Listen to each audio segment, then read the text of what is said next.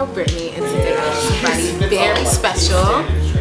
Has great hair. Francesco Yates, how are you doing? What's going on? How are you? Good. Just when I thought that I would never ever fall in love, you came and I surrendered. Look at this. Do you see this? He's fixing his hair right now. I have to.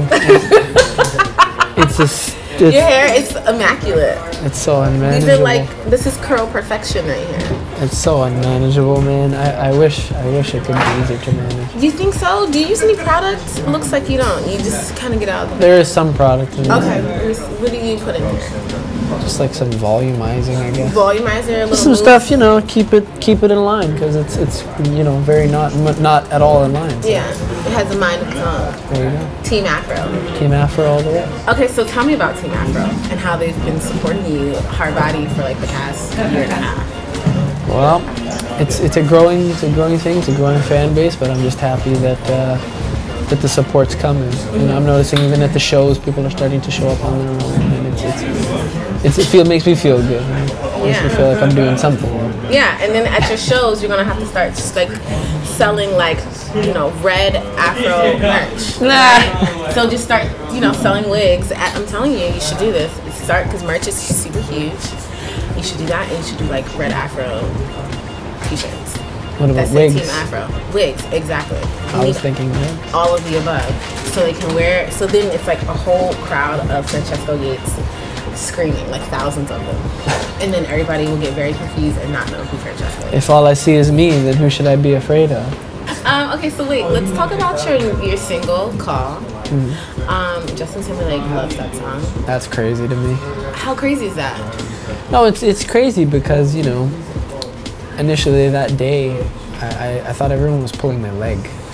Okay. I thought it was all a joke. You know, there were millions of people texting me on my phone. Oh, I know something's going on. You need to talk to me right away. And I had a tired day before, so I didn't want any of it. But then I take a look on my Twitter, and in comes a tweet from Justin Timberlake, the man himself. So it was great. So where exactly were you when you saw the tweet from Justin? Waking up from a deep slumber. Okay.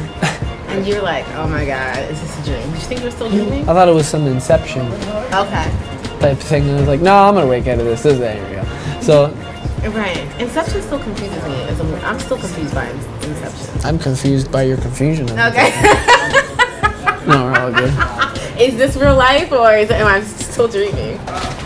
That's dope. Wake up. Exactly. So wait, have you gotten a chance to like talk to him on the phone or anything? No. Okay, well hopefully that'll happen soon. But That'd be crazy too. But you've been in the studio with Pharrell. Mm-hmm. And Pharrell's producing your album, right? Your debut album? Yeah, Is he helping you with that? He produced some tracks on my album. He was gracious enough to do that for me. So how is it being in the studio with Skateboard P? The Skateboard P. He's a special guy, man. He's a very special guy in the way that he makes his music. It's a crazy thing. You know, the first day we worked together, he just sat down, he shook my hand, did a little greeting, and then he sat like this. He sat like this just for 15 minutes silent, and no one, and he has a thing about people leaving the room. People aren't allowed to leave the room with him. Okay. Like when he's creating something.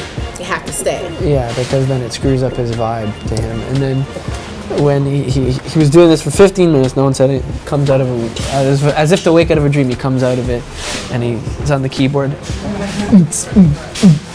He just starts building a beat right there. Wow. Piecing little parts together to make the full picture. It's an interesting process. That's awesome, actually. He probably was like meditating on like a thought or a creative sound. Well, I asked him. Needed to marinate it, right? I asked him how he did it, and he said I didn't question it.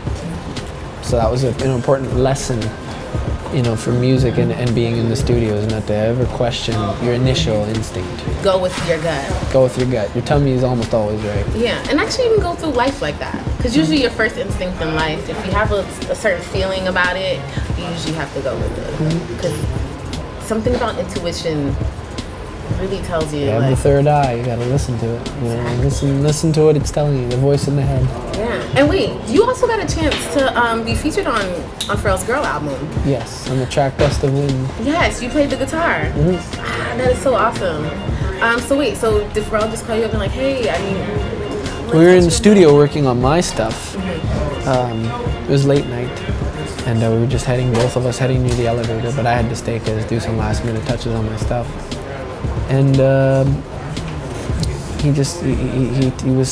he brought it up out of nowhere. He was just like, oh yeah, you should do this part. I'm like, wait a minute, what do you mean, what part? And he shouts through the elevator, think like Prince. And that's it.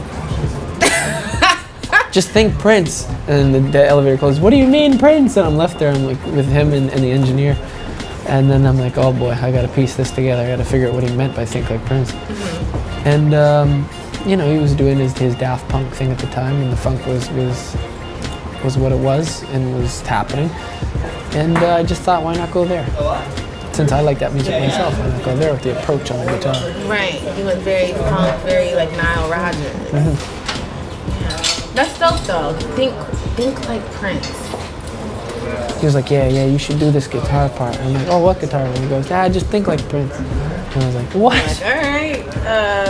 And what you start? I thought I had to paint the whole room purple. Right, exactly. And he'd be like, and what would Prince do? Yeah.